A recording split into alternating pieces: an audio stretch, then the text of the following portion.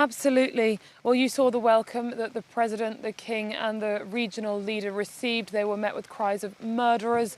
Mud was thrown and there were calls for Pedro Sanchez's resignation. That's a sentiment we've seen echoed everywhere in the past 3 days. Residents are furious. They say they were warned far too late on the day of the floods, that an earlier warning could have saved countless lives. They also say that in the days that followed, help didn't come. One resident who I spoke to earlier was moved almost to tears as she described to me a conversation she had with a soldier in this town, Picaña, when the military finally did arrive. She said she went and asked him, "Why did you take so long to come?"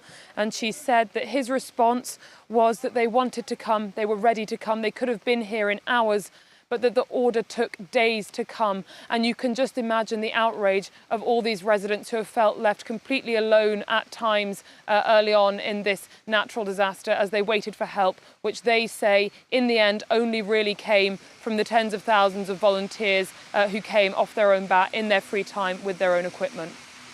Now, we're hearing that cleanup operations have made progress, but that more rain is expected in the region.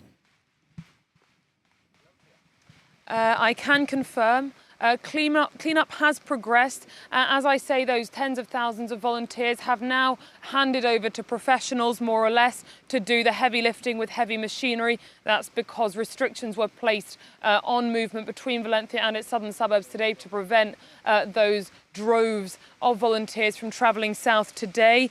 Many roads remain impassable, although they've cleared many of the main ones. There are still car parks, underground multi-storey car parks, that remain filled with water, and they'll be pumping out that water for days to come. Obviously, at this point, hoping not to find any more casualties.